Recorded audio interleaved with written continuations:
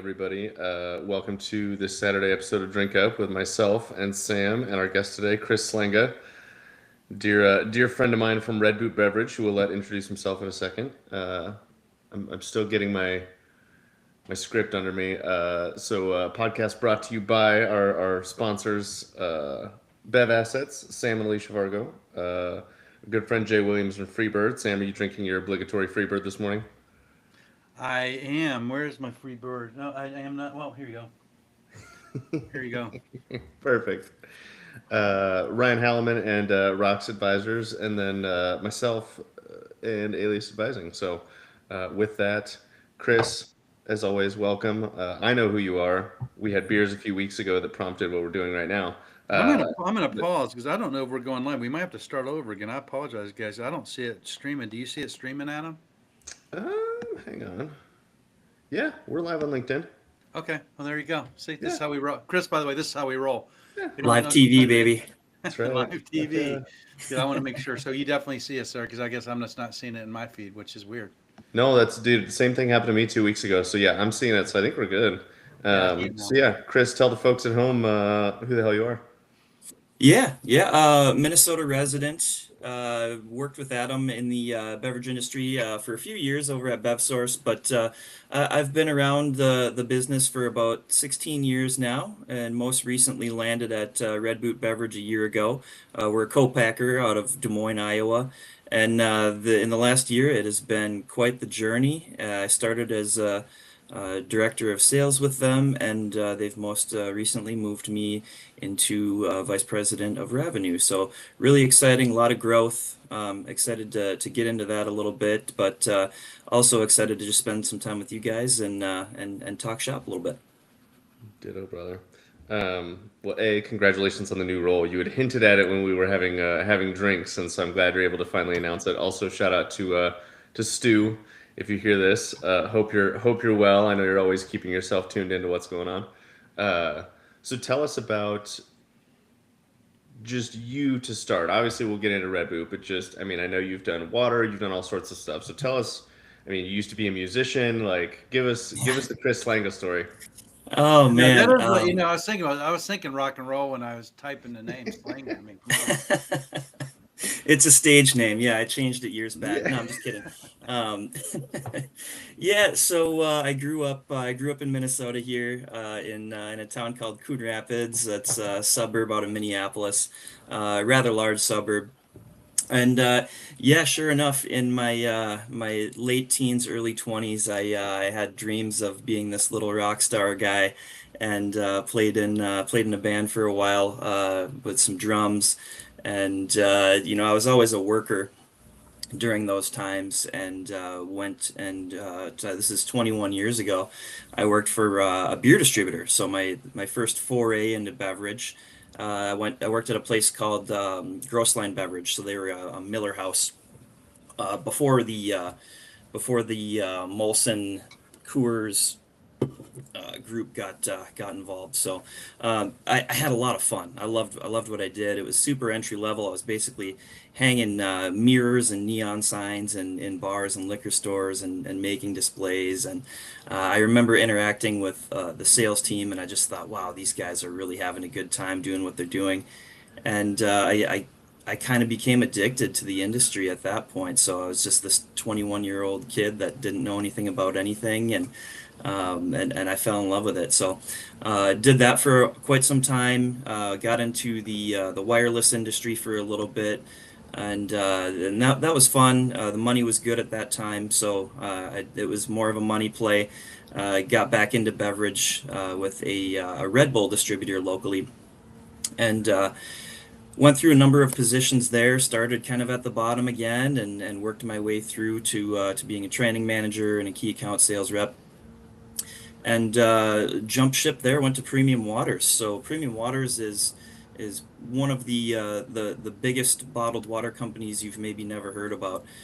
They specialize in private label, so they are quietly massive. They've got 11 plants, 12 now around the country, and they crank out bottled water like crazy. If you've ever bought a store brand bottled water, there's a really good chance that that it's that company. So really great experience there. They invested in me and put me through a leadership development program and made me an operations manager for one of their locations in central Minnesota here. So a lot of incredible professional development there.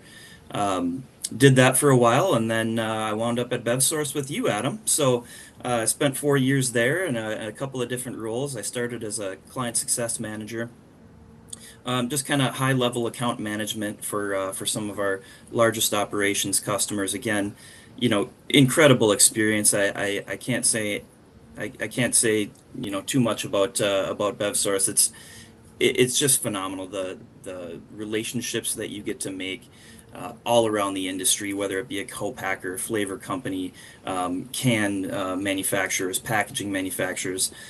You really get a lot of good relationships there, especially if you're customer facing in that world. So Hmm. I did that for a couple of years, joined their private label team as a director of business development, and did that for a couple of years again. Put me back into that private label space that I was in at Premium, and really, really great experience there too. So found myself at Red Boot Beverage, and the rest is history. So it's been quite the journey. Well, and I won't make you go too far down the rabbit hole, but I always find this fascinating because I mean, myself, Sam, I think most of our spouses work in other industries. Yours happens to work in a very similar industry. Yeah, yeah. I'll give you a little background on my lovely wife, and I'm going to say this loud enough so she can hear it. She's just in the other room, so hopefully I score some points here. But when we first started dating, we lived in Northeast Minneapolis. She was actually my neighbor across the street. That's how we met. And You married your neighbor. whenever, what was that, Sam? You married your neighbor.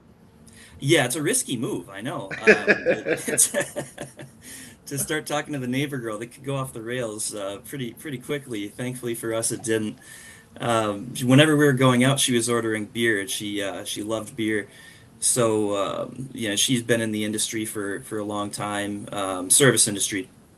So one day I saw a job opening at Indeed Brewery, which I can tell you about this little guy behind me here. That's a part of it as well.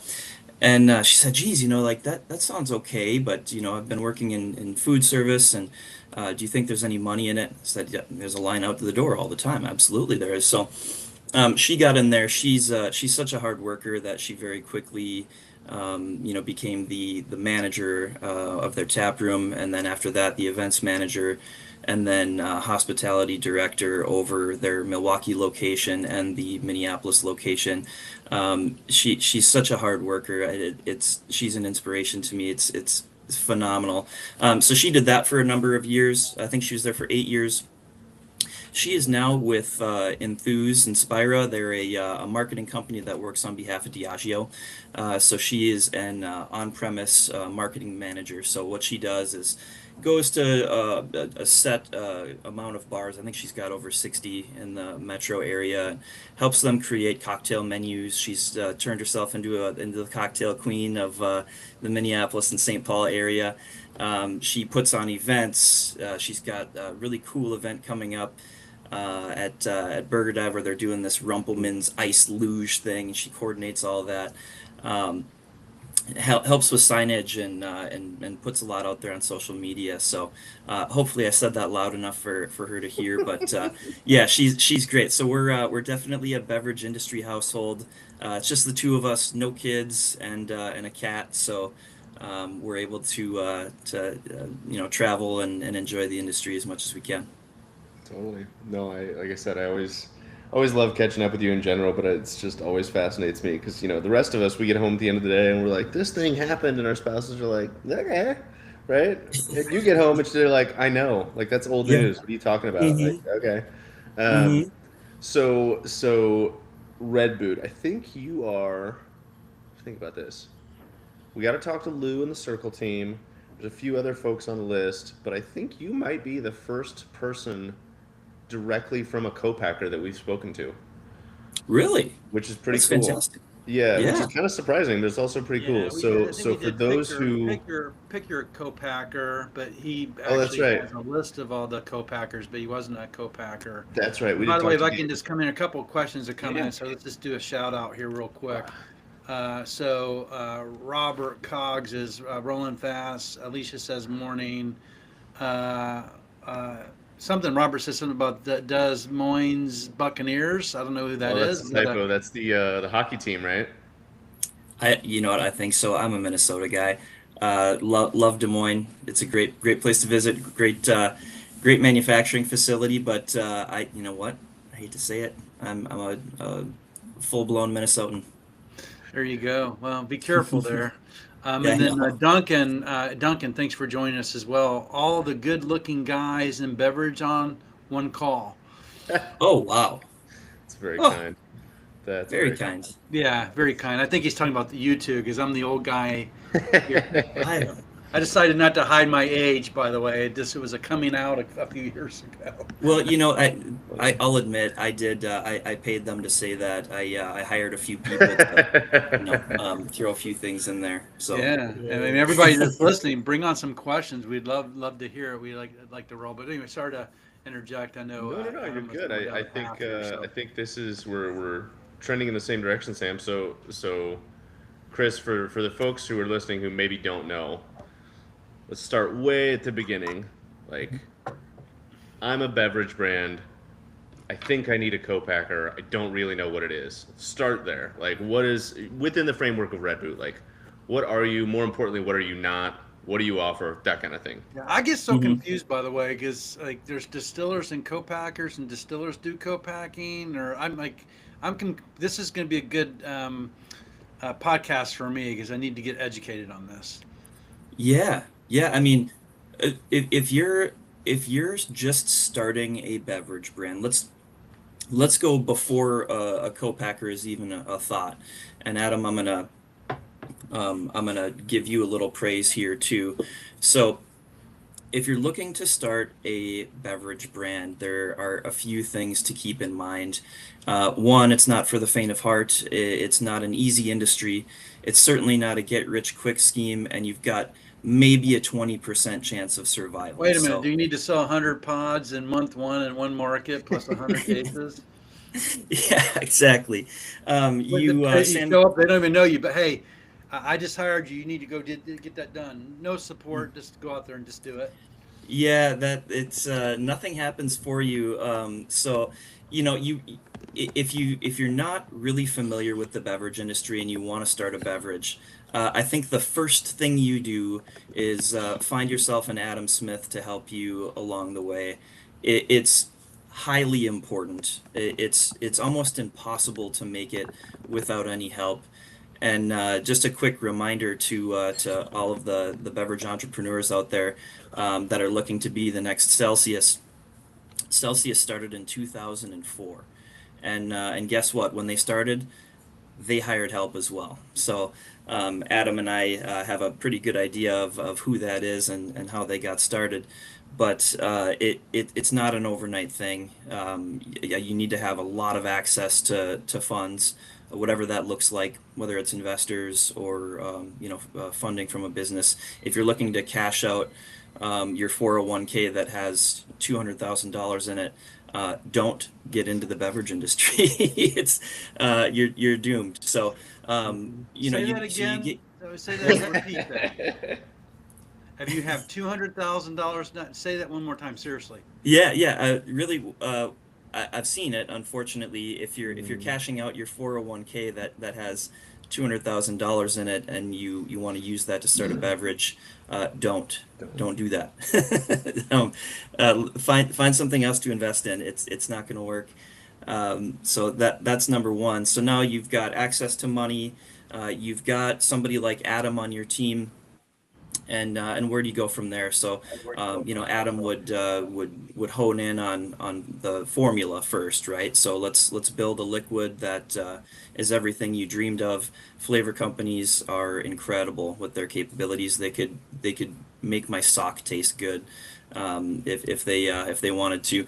But you have your formula, and now it's maybe time to start finding a co-packer. So there's a lot to consider there. I would say do your homework, have somebody like Adam help you, somebody that knows the industry really well. I get a lot of AI messages every day. A lot of inquiries come in, and it's hey, I'm starting a retort protein coffee that I'm thinking is going to be life changing. If they would have looked, they'd see that we don't offer that capability. So do your homework, and make sure that you're putting your best foot forward when you're looking for a co-packer. There's a lot of them out there. There's somebody that's going to be able to help you one way or the other, um, and just make sure that it's within the guidelines of what you're looking to accomplish. So $200,000 doesn't get you over the finish line. You know what? I hate to say it.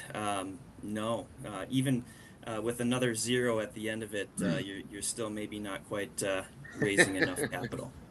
Wow. And it's you can make a beverage. You can get a formula that tastes incredible.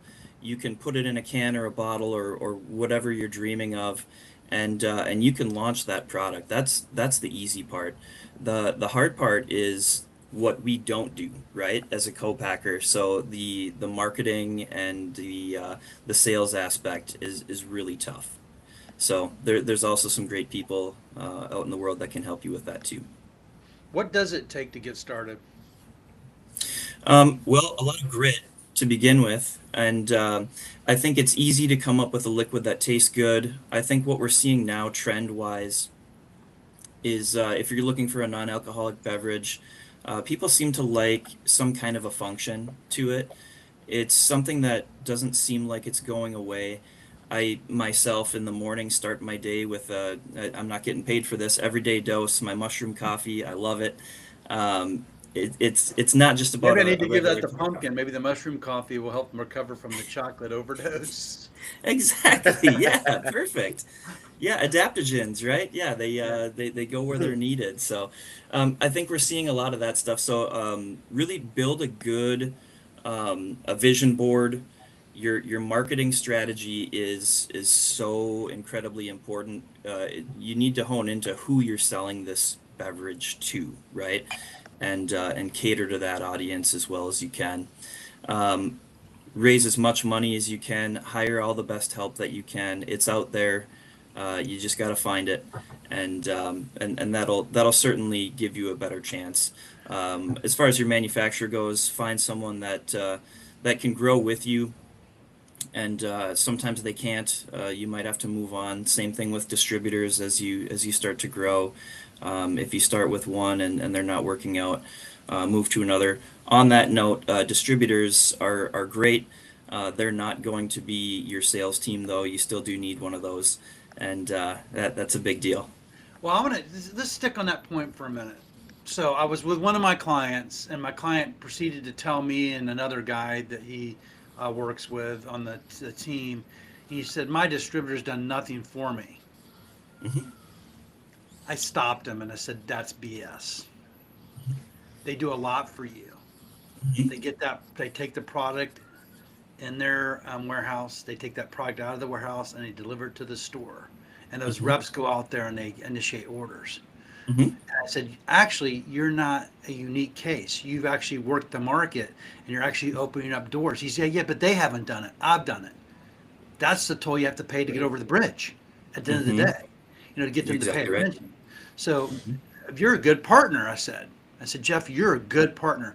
Most people get distribution and disappear. They think I'm in distribution. Well, guess what happens? You're on 365 days later, you're on the dead and slow moving inventory list. You're getting discontinued because if you're not going to go work the market with your distributor, good luck. Sorry. Hmm. No, that's perfect, Sam. That's exactly the way to look at it, and that's part of that grit that I was talking about before. You really need to grind, and the product doesn't sell itself. Once you Yeah. get a distributor, that's not the end of the line. You really need to get out there and start knocking on doors. Yeah, we got some So I questions want to coming in, Adam. You want to grab the questions out of the thing? I'm just absolutely, yes. We wait. got several comments, and then I want to get to the one that Kogs brought up. But Gary saying it's a marathon, not a sprint. The cost of entries is a drop in the bucket. He tells brands to be prepared for at least a decade of work for sure. 20 years on Tito's, by the way. They think Tito's was just an overnight success. Right. Right. Kogs called out, get on the plane to drive and see faces, $500,000 to enter the race, and then another 1 to 2 million to properly execute. And then I'll get into a couple questions from Kogs. So I Coach, think why don't you just dial in and just join us? It's the same link. Come on Right. in. So the first one, Chris, I think is a little bit easier. Is what's the fastest to market brand you've seen? Any brands you want to highlight that moved at kind of warp speed successfully? And then the other question is, walk us through like Red Boot specifically. What do you guys do? Types of products, types of packaging. What do you supply? What do you not supply? What do you expect brand owners to have when they get there? All that kind of stuff. And by the way, the measuring stick always becomes the product that 1 out of 1 million that went in 2 years and sold it for $1 billion. And everybody thinks, well, that's what my expectation is of you, is we're gonna build it, scale it, and sell it in 2 to 3 years. So I'm like, that is so unrealistic. And Yeah. sorry. It really is. Sam, you did a piece which was really nice a couple of months ago on a brand that's wildly popular in the Midwest called Carbless.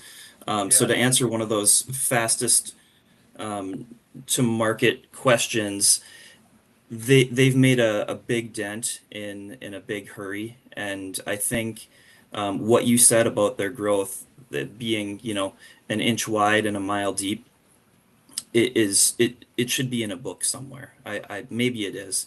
I need to But introduce you to Adam Corner. He will take you through masterclass how to do it. exactly, yeah. So that's a brand that that resonates with me when I hear that question. And again, it still wasn't overnight.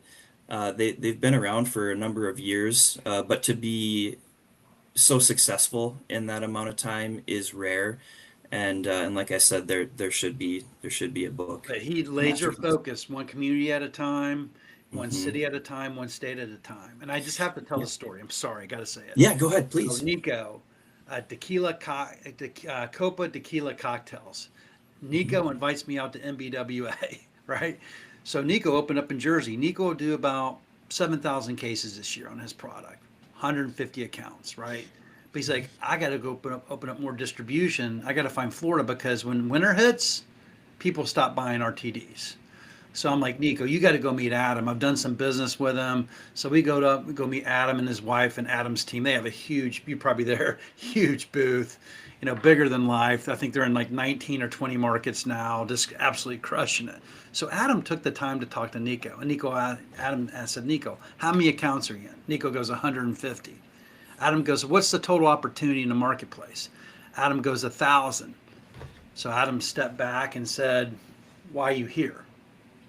Because you haven't closed your opportunity in your own market. You have so much opportunity to build your brand. And sure, you can go open up Florida, but what's going to happen is you're going to send that truck down to Florida. What are you going to do next year? Because you're not working the market. He goes, every account that you go in, you see some type of carbless point of sale, you see some type of carbless drink. We're activated in those accounts. And I actually believe that's one of the reasons they've been successful. Sorry.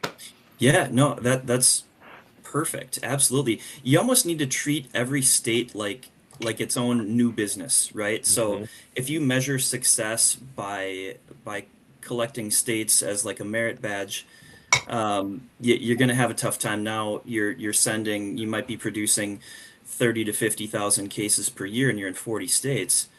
Well, that's 40 states where you need to have a marketing spend, and now you're shipping LTL all over the country, and freight is such a killer of any CPG business, not just Well, beverage. operationally, you both come from Bev Source. Hmm. If you think about what it takes to make a product, I was part of another product Adam knows about, a craft beer NA product Hmm. made in Minneapolis, and we were the first brands other than the big guys to have an NA product that actually resonated with consumers. They were nationwide with Total, nationwide with Bevmo.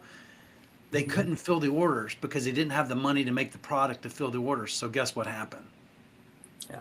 Yeah, They got discontinued. They went to go play in the ocean, but they weren't prepared to play in the ocean. Mm-hmm. exactly. Yeah.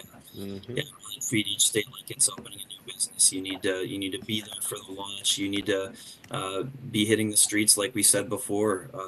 Getting that distributor is not the end of the road for you. You still that's where the work starts. So, um, yeah, you really need to treat each state like its own. Um, I didn't want to ignore the question on Red Boot Beverage, of course. Very I'll good. give you our little rundown here. So Red Boot Beverage has been around for about 7-8 years now. Started as Red Boot Distillery. So Our you are CEO, wait, wait a minute. So you are a distillery that does co-packing. yeah. So This they're this both the same. This goes back to right away at the beginning there, Sam. Yeah. So our CEO Stuart Oxer, great guy. He got his background in the automotive industry as a finance guy. So he started Red Boot Beverage, and the idea at first was to have his own brands. So he bottled some vodkas and some whiskeys, things like that, and very quickly realized that. Much like what we've been talking about already, starting a brand is hard, right?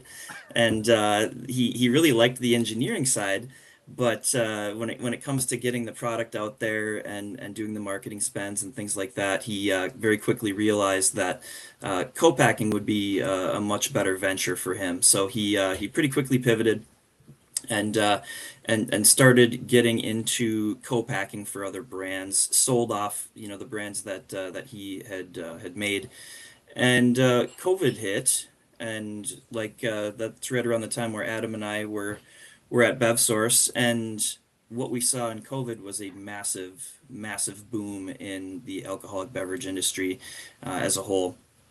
So he wanted to take advantage of that, bought some small canning lines at that time, and started co-packing cans. He wound up, there's two little batch pasteurizers and I think a 40 can per minute line. Pretty small operation. He got lucky with a couple of the brands that he brought in that have grown pretty rapidly, and brought on Jim Coor, who worked with Adam and I at BevSource. He is a absolute manufacturing guru. We're lucky to have him. He joined the team, and since then has been instrumental in the growth of our company. So then we graduated to a 300 can per minute line with a rotary filler and a tunnel pasteurizer. Built out some space, and we've now recently. All right. We've got a All right, bigger this party. I love it. He What's up, took Coach? the date and he's here. But keep on going, Chris, and then Yeah. we can give meet Robert, meet Chris, Chris meet Robert. He Hey, goes Chris. by Nice to Cos. meet you, Robert. Yeah. Nice to Cos meet the you. Good Sold is his nickname. Perfect. But you pronounce it Cogs. Sam's still working on that. It says Cogs. It's my I actually had a. Minnesota. I'm seeing your hat there. I had a melting forest at BevNet last week, and it was awesome. I was just talking about my mushroom coffee in the morning. I heard that. Yeah, big fan. So Did you meet Dave Martin out there? Or did you meet And Sean? no, I didn't get a chance to meet them. They had the Cybertruck outside though. That thing was cool. Yeah. That was awesome. Yeah, I'll just finish up on Red Boot real quick. We've had some customers that have seen a lot of really good success and reinvested back into the company. We just got a nice new variety pack machine. We got rid of our little 40 can per minute lines and replaced it just this last week with a Forgive 150 me, can per Chris, for minute those line. that aren't really zoned in, variety pack machine. Mhm. That would give Yeah. an elaboration for the club stores and other promotional seasonal Yeah. things that a lot of people don't understand. Yeah, exactly. So variety packing is super important, especially if you're a brand looking to get into distribution. They might be a little apprehensive to take on a wide variety of SKUs, right? So that's why a lot of brands launch with a variety pack, where you've got 4 flavors in an 8 pack. You see High Noon do it with some of the new flavors that they launch. They can get some good market data from there, and then after seeing some success, get into those, like a single SKU 4 pack And then you're gonna have an easier time getting into distribution once you show a little bit of success. So yeah, appreciate that. That's Let's a chime great in call real out. quick before we get Robert going. Yeah, Adam, you want to take the questions coming in? I just want to make sure we don't miss anybody. We've got a lot of good activity out No, there. you're good. So Gary's had a couple more comments. Founders and leaders need to know what they don't know and surround themselves with people who do. Couldn't agree more. He also said he's got to jump. So Gary, thank you for joining us. Adam Leha, who he and I have connected over the last few weeks, said, "Love this convo. So many founders just don't understand what it takes." And then Andrew Nelson just said, "Great discussion. Thank you for this, guys." So appreciate the comments. I think and Kogs is probably going to touch on this too. Is my big question before we end is the distinction between somebody that's doing co-packing full time and somebody that's maybe, a brewery, a distillery, or has their own brand, maybe as Stu once did, and that is their main focus, and they're doing co-packing on the side. And hearing from Chris the difference in experience and the level of maybe focus and care that you get there. But before we get there, we'll get to that in a second. It's good to see you, Kogs. I wanna let you pick Chris's brain. Well, that point you just made right there, Adam, Chris also nailed it pretty good with do your research. There's co-packers like those questions I asked, cans, bottles, palletization, and then go up to That the next stuff is level. free, right? That doesn't. I mean, it's not that. It's pretty easy, right? That's pretty minimal cost. What, the palletization at the Yeah. end? No, it's I'm not. just joking. It's another $500,000 being- machine that Chris has to buy. I'm being facetious. Like if I you look know, at Sam, I know. Anyway, so then there's this crazy word that scares everybody, but we're seeing it without even knowing it. It's called aseptic packaging, aseptic co-packing. And you see Chris's nod. This is where I throw the ball over to Chris. Aseptic. Yeah, I think it's not something that we do at Red Boot or specialize in, but aseptic is something that I think is growing in popularity. So I think it's important to touch on. It's in more of a sustainable, natural type product world that we're seeing. I think it's growing in popularity like crazy, and I think we're going to see a lot more of it out there. We're going to see a lot. Tetra Pak is a great company that That was my next specializes comment, a little Tetra Pak, because people see it, but it's a Mhm. very important question about a co-packer's capabilities. That's Mhm.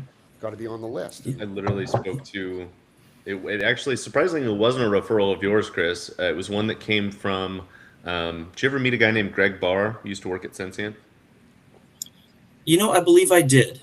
Yeah. Kind of a taller dude. Mhm. So Greg's now with a company called SternMade, and he sent me a referral the other day for a woman who again, for the sake of her idea remaining hers, I'll leave the details out. But she was walking me through it, and she goes, "Well, hey, what about this? What about that? What about Tetra Pak?" And I was like, "Let's take a big step back." I said, "Do you have any idea what the pH of your product is?" She goes, "No," and I was like, "Let's start there." Yep. Let's start there before we figure out what we can put it in and who can package it. Mhm. Because and this is me speaking on things that Chris and I do all the time, like, and Sam and Kogs, I know you guys live the other end of this, but we talk to so many people who, as Chris said, either have an AI bot reach out or they reach out on their own just because they don't know what the buzzwords are or what the specifics are, and they'll go, "Well, hey, you're a big production facility. I see you have a footprint. I see you have a website. I see you are legitimate. Surely you can do whatever package I need. You can do whatever process I need. Make my product." Mhm. Food science, quite simply, isn't that easy, right? Yeah. I And was so looking there's for a a post, Adam. Sorry to interrupt, but somebody No. posted earlier. I can't see it. Flavor House, formulator, Mhm. warehousing, Mhm. FDA approved food and beverage warehousing. Oops. Oh, what? They're not FDA approved for food and beverage? Okay. You can't check that box. You're not going into Chris's facility if you don't have all those boxes checked. And that post was really informative. It could be another 20 minutes of Chris downloading it to us some great intelligence on the 35 variables at all 7 to 8 steps Wow. to get there. So it's really involved doing this stuff. Well, yeah, and beyond that, manufacturing of any kind, it's difficult to bring in new products. I probably get maybe 10 inquiries a day, sometimes phone calls and through the website and referrals, things like that. Um, and yeah, Adam loves that because there's a do. lot of them that that need his help. So it's hard to bring in a new product, and this I'll take my sales hat off for a little bit and be more operations minded. When you're running, let's just say this product here, it's in a 12-ounce sleek can. It's a lemonade. There's really nothing functional about it. It's just Well, what is that lemonade. brand? Bee Squeeze, actually, and this is we own the brand at Red Boot. But Looking for an opportunity in Canada? No, I don't wanna be- I know people in Michigan that launched a glass bottle brand that says Bees. Her name is Bee. Really? this is it, actually. Yeah. Okay, so I know the two founders, and go ahead and I'll tell you a story. Oh, Yeah, they're great. Wow. Well, let me just Eli- do a timeout right now and let people know the power of serendipity. It's A young funny. man and his wife, Bee, they're in the real estate business, and they decided to make some lemonade to pass out at their real estate site launch. And people loved it, and now Bee Squeeze. I have one in the fridge at the apartment in Bloomfield Hills, Michigan. Bee and her husband, as Chris knows, are gems. They are Yeah. souls that you can trust. They are so wholesome. I'll shut up now. And they're in No, cans. I And they're in cans. yes, and what a small world to have this uncovered right here. Eli actually has texted me since I've been on this call. He's Bee's husband. He's I become know. Tell a- Eli that Robert from Toronto. For I real, think he'll say, "Wow, who do I've you think enjoyed the the moron podcast. is that brought a Paladin to Tell try to him. get it into the Toronto market?" Who do I you think that you is? just did right there. Yeah, I think it was you about 2 might be years paying ago. attention. 3 years ago, we brought Bee Squeeze in. I love it. I love it. What a small world. So Eli actually is really close to Red Boot Beverage. His dad was one of our early investors in Red Boot, and he is now a strategic advisor, especially on the ops side of things. So he and I at a high level work incredibly close together. There's barely a day that goes by where we don't speak. And he's just he's an awesome guy. We've developed a really nice friendship over the years. So hey Eli, I know you're Eli's listening. watching? Is Eli watching right now? I think he might be. Yeah, he's been texting Well, he'll me the definitely whole get time, some and of snippets course- because if we know Sam, he'll make sure that Eli gets this love. Yeah. Let me give you Eli, okay? He's in LaPerry. He's dealing with all of the politics of all the distributors, price points, Carmela, D&B, LaPerry, all this stuff. And he's handling it like a seasoned real estate developer, owner, dealing with all of that shit. So here's a great moment for Eli. Hey, Eli, how things going? You know, how's the doors and this and that? I got 280 stores in Texas. I got to get like 20 pallets made. What? How does, like, you got to hand it to Eli and B. In Yeah. terms of, so give us the report on Bee Squeeze. Like, how many doors are they at right now? Yeah, so we're not in a ton of doors. We are started in the Michigan area. So a little background. Obviously, B and Eli are from the Michigan area. Southeast Michigan, we call it. Yes. Yep. Grosse Point Farms, I believe, is where they live. Eli and B serial entrepreneurs, very successful. Their family, it's been generation to generation, and they get their hands on a lot of real estate, as you alluded to. As far as doors go, this product is in Sam's Club, in the cafe area. We've got Those are home runs right there. I mean, you're in Absolutely. Sam's Club? That's, Yeah. I mean, come on. yeah, that's a nice piece of business for us. I told you, Eli blew my mind. Yeah, we're doing Yeah. Sam's Club Texas, and like we got a broker who's going to set up some stuff in California, and we might do Florida. I'm like, I'm on my 12th year, guys, of like watching brands. Like you were saying, the 20 years for Celsius. Anyway, that blows me away. It's real. Yeah, it's a very real thing. Yeah, we've got relationships with Carmela and LaPerry, and they do a really great job in the Midwest for us.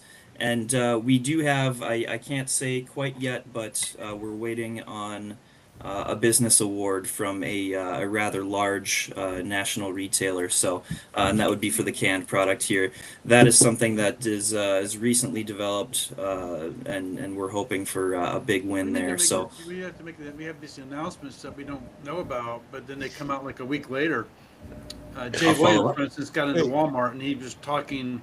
You know, you don't have to say who it is, but he got into Walmart and this big like announcement for. What do you No, mean we don't gotta say we it? gotta switch up our timing, No, Sam. Sam, Jay can say it. No one else can. I cannot tell you where Melting Forest is locked in for January. That is Dave and Sean's job. And until it's on the shelf. But you know what Jay can do? He's the owner. Yeah. Him and Eddie have been working their ass off for Yeah. more than a few minutes and keeping it under wraps. But if you're the owner of the brand, it's free reign. You know what I mean? And all the Yeah. power to Jay. So I sort of interrupt, but we're allowed to say it because Jay did. Yeah. That's right. It's amazing. Yeah. Earlier this year, Eli sold the business to Stewart. So now it is a Red Boot owned product with we still get Eli alongside of that. So that's great. Really get to work Hey, closely. I don't know, Kara. It doesn't have to be two bill. You just glossed. Eli exited. No, he's So involved. yeah. He sold the brand. Still though, he Yep. sold the brand. That's an exit, technically. Yep. Eli. He did exit. Yeah. And but he still gets to be along for the ride with us as a strategic consultant. So he's just such a great guy. I can't say enough good things about him. So This is a quick turn. So how long have they been? They did this in a couple of years. They tested it, built it, scaled it, and sold it in 2 years. well, I'd say closer to about 5 now. That's About where they're at. And it started in the glass bottles. Only this year did we go into a can, and we're kind of going all in.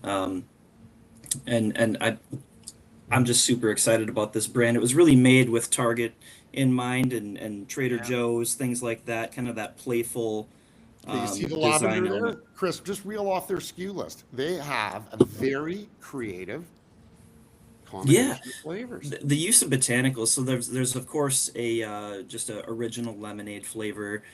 We've got a hibiscus lemonade, a lavender lemonade, That's the best. pink rose is an interesting one.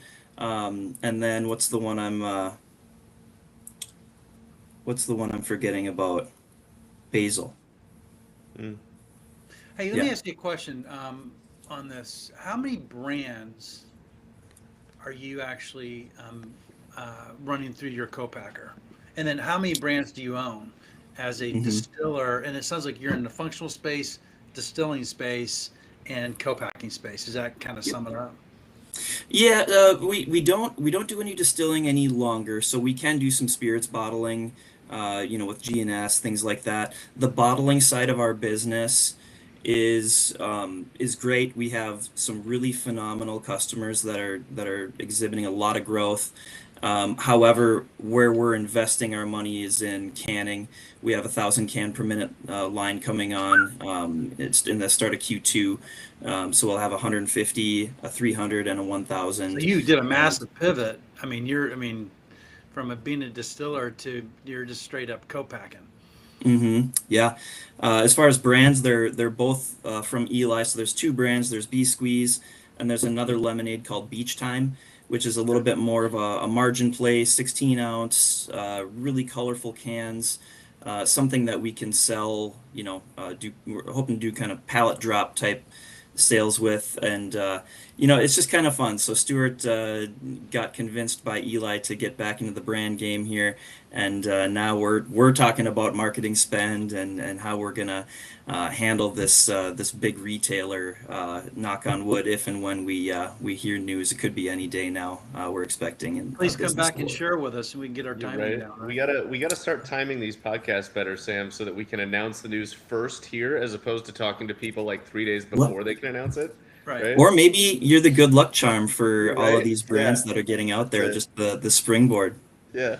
So Yeah. Chris, I wanna add a comment to something you said, and by all means, for all of you, like, feel free to add to this as well. But whether it's folks we've talked to here on the show or folks like, I'll use Bee Squeeze as an example. The exit and whatever that looks like, right? But like the partnership, the growth, whatever you want to call it, of that brand in, let's call it 5 years for the sake of keeping the story simple, right? We're not talking about a brand that was nationwide. We're not talking about a brand that sold for $1 gajillion to Pepsi, right?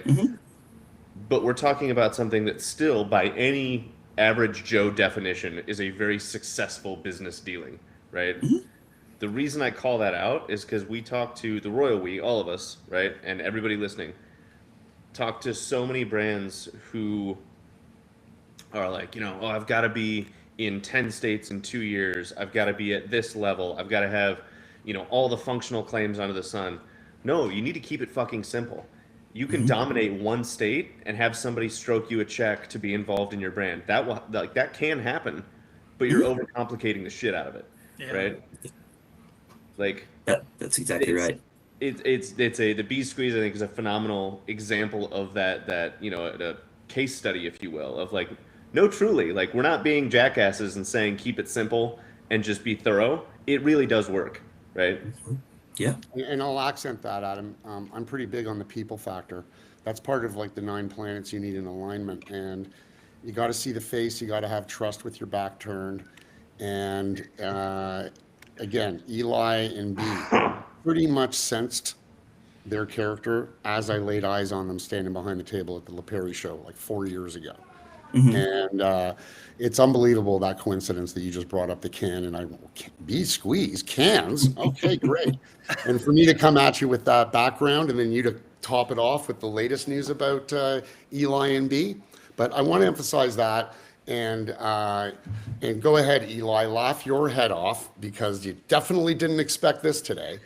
But we have 100 brands we can talk about, but Eli's the topic right now. So him and B deserve the homage that it starts with the people, the actual people.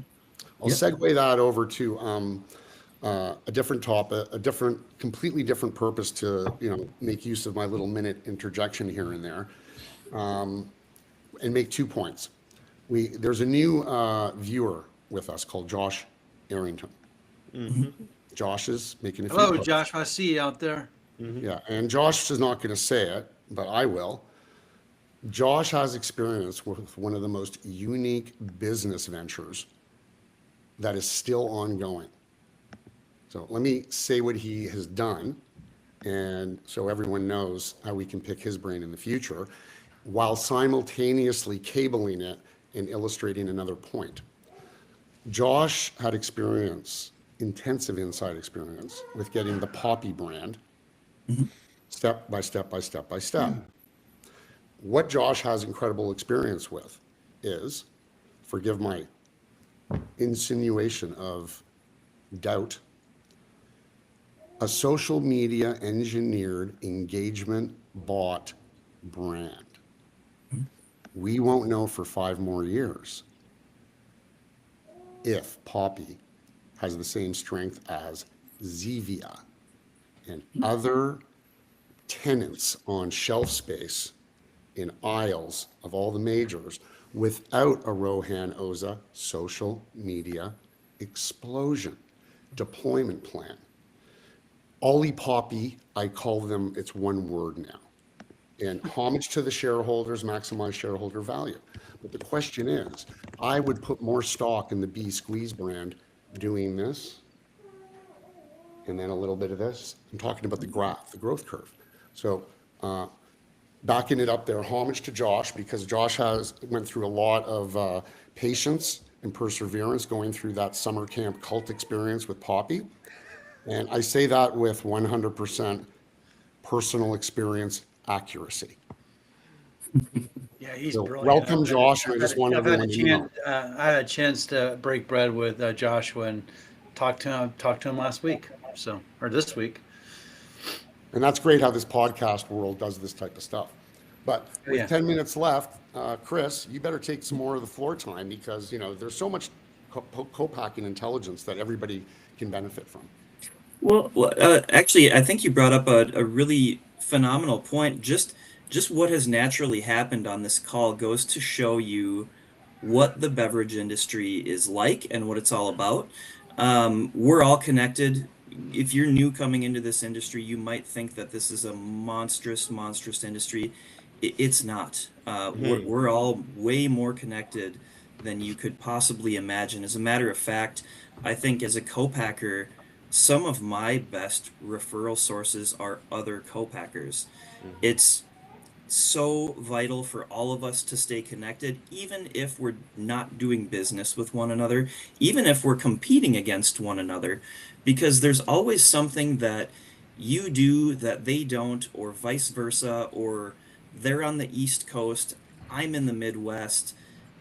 Instead of just saying no to people, I like to refer them somewhere, just simply because it's the right thing to do. It's a small industry, and you never know what kind of good stuff could come back to you. So, got to feed that karma a little bit. Hmm. 1000%. Couldn't Hmm. say it better. Adam, you want to take us home with the key question? Absolutely. So, Chris, I know you've heard us ask this before, so I'll keep it brief. What's the difference between success and failure? The difference between success and failure, I think, so many things and so few things at the same time, right? It's such a convoluted question. Success is measured differently by different people, right? So what is your measure of success first? Is it is it creating a beverage? Are you successful in doing that? Absolutely. If your measure of success is building a brand and selling it for $1 billion, um, you're probably going to be closer to failure sooner than you think. So really, it all depends on how you measure success in my world. You as a person, as an employee, as a brand, um, it's so important to keep an eye on, I think. So not a very direct answer, but that's what I think. So No, I what? So think what? that. So go ahead. Go ahead. Yeah. Well, I was just gonna say, everybody on this call and a lot of you listening have heard me say this before. I think I'm a big fan of the idea that clarity is kindness, and the devil's in the details. And so, we've gotten a lot of different answers to that question, but to distill down what you're saying, the difference between success and failure in some regards, specificity, Hmm. right? Yeah. Like if you're not, if everything is being painted in broad strokes, you're probably gonna fall more on the failure side than you'd like to. Mhm. But if you can hone in on exactly, very explicitly what success looks like, I think you're probably a little more likely to find it. Yeah, I mean, think about when you die. If I got hit by a truck tomorrow, because the sad truth is we're all gonna die, right? How do you want to be remembered? And if I'm remembered, this is just for me personally. This isn't Red Boot or a brand or anything like that. But if I'm personally remembered by people in this industry, friends, as somebody who's a good guy that does the right thing, that was upfront and honest, and and that's how I'm positively known around the world or the beverage community. That's success to me. That's your dash goal. You Exactly. know what a dash goal is? Yeah, yeah, live the dash. Yeah, at the end, Yeah, the that's day you that's were what it's all born about. versus the day you died. What's in between that? And you just said it. Your dash goal. That's Yeah, perfect. that's exactly it. Yeah, I gotta, can I take a minute? of course. Sure. Always. Her name is Juliana. She started a sparkling water called Balloon. Like I say to everybody I meet for the first time, when did you escape from the mental asylum? You really want to go into beverage and go against Coke, Pepsi, La Croix, San Pellegrino? You really want to do that? Well, she said, yeah. Anyway, so she told me she had 5 stores. I called up Carmine and Vicky. 10 minutes later, she had 7 stores and 2 demos scheduled. She was at the CHFA, and that's the Canada Health Food Association show, Expo East Canada, otherwise known as. And she was in the incubator booth. I made sure that she got in the photo roll for Grocery Business Magazine. And I have a good friend who runs a distribution company. It's called Pacific Candy Wholesale. It's really focused on the exotic drinks and sodas that you basically see in culture shops, which are bong and rolling paper shops, okay? Like crazy Japanese Fantas and stuff like that. So Ken and I are very close. We're also baseball ticket buddies, Blue Jay addicts. And every time I go to the game with him, I bitch at him. I actually have a picture of me doing it about putting products in the store. in his online store. His response is always, they only like Mountain Dew. Okay, well, we won't know unless we put it on the shelf. So I got a little order delivered up to Pacific Candy Wholesale on Monday. Juliana received the information last night that it's sold out. Now, that order was 10 cases, 24 count. So a very small victory. But when she went from 5 to 7 stores, that's the type of win, Sam, that you have taught all of us you have to have. Like the vibe that you and Adam have been giving out since day 0 is Juliana, way to go. So on Monday, she's losing her shit this weekend because instead of the 15, 20 stores she has in Ontario, Toronto area, Ken's going to tell her Quebec, Alberta, Vancouver, we don't know. But that type of victory, no matter how small it is as important to her as Jay getting into a 500. Jay started the same way, man. It's one account at a time. It's one bar store at a time, one beverage director, one bartender, one packaged liquor store, one grocery store. We're the tortoises of the industry, man. But here's the point. Sorry for taking 4 minutes. No, it's fine. Thank you, Robert. Oh, whoa, Juliana. Thank you. Being associated with you makes me look better. I am doing this for both of us. So let's just be brutally honest about that. And that's so important. That comes from these two guys, Chris, and a few other characters that are all sort of interconnected in this little web that I'm so glad to have experienced with my podcast route every week. Sorry to take 4 minutes. No, that was beautifully said. Incredibly well said. Yeah, thank you. Sam, you want to take us through closing comments? Yeah, so first of all, Chris, it was great to meet you. You know about my situation this week, so thank you, and Adam, and Robert knows about it too. So thanks for your support. It's been a tough week, getting a little emotional. My dog is okay. My dog Sam, is okay. read my post, Sam. And I saved your dog from my post. Yeah, let everyone know. Sam posted problem last night. My I heard post rustling. last night about I was at the ER last night at midnight. He spent the night there and he's recovering. Anyway, I woke up Robert to his dog sniffing out a candy bar, chocolate candy bar. He was able to stop him from eating that. Because of you. It's the way the world works, right?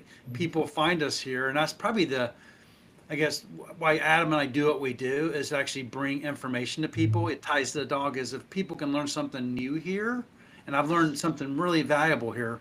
All kidding aside is I always knew a distiller could become a co-packer. I've talked to Omar at Surly and they had to pivot to do some things because of the slowdown in craft beer. But it's just really interesting to hear your journey and also what it takes actually to build a brand. And the thing that resonated with me is that $200,000 comment. If you're going to cash in your 401k for $200,000, don't do it. You got to be more well financed to actually do this business, and that's what I'm left with. And forever, a friend, you're an alumni on the show, so thank you. So, Adam, I'll turn it over to you, or actually, you'll close it, and then Cogs, you want to have any closing comments? I guess you did already. Oh, there's the dog you rescued. Dasher. Say hi, Dasher. There you go, Dasher. I'm glad you're okay. And then Chris, any closing comments for you? No, not really. I just really appreciate you guys doing what you do. If there's one big takeaway here, it's how important it is that we all stay connected. We're all friends, whether we're doing business with one another or not. So really, that's what it's all about for me. So thank you for keeping everybody connected and spreading the good word of all these different brands and beverage businesses out there. Thank you. Yeah, we'll see you definitely at WSWA. You got it. We'll be there together. We talked about that earlier. And then Adam? Yeah, I mean, I'll keep the kumbaya going. I mean, it's exactly that. Talk to a lot of brand owners or people that want to get into food science or whatever. And I was just as guilty of it. 8 years ago on my own run. It feels like this big scary world, and then you realize like, oh, you're gonna see the same 100 people over and over and over again, and then you'll meet another 10, and then it'll be the same 110 over and over and over again, and you'll be super glad you do, but it's going to feel real small. Yep. Yeah. Yeah, at the end of the day, we all know one another in this industry, at least the people that are worth their weight in gold, I can tell you that.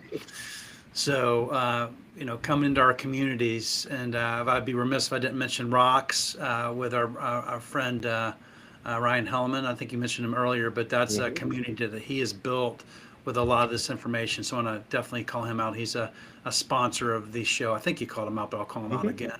But yeah, thank you all so much. Thanks everybody for joining us this Saturday. You can find us on Apple iTunes as well as Spotify. And then I've been streaming occasionally, Chris, how to find redbootbeverage.com that people can see, and then how they get in contact with you. If people want to Yeah, so I'll just throw my my LinkedIn is on there. You can find me through that. I stay pretty active on that. My email address is C as in Chris, my last name Slanga at redbootbeverage.com. Feel free to drop a line, and whether it's just an opportunity or you want to connect and share some war stories in the industry here, I'm happy to do it. And get ready to be blown away, Chris, because Sam is going to be doing a little edit of this, and I've got a social media team that, with Sam's copyright approval, is going to be going out in the new year. And thank you, Sam, for that. But you get ready, Chris, because there's going to be a really good thing coming soon from Sam. I'm ready for it. Amazing. That's great. We're excited, and you're a forever alumni. I'd ask all y'all to stay on the line. Thanks everybody for joining us this Saturday, and have a great weekend. Thanks. Thank you.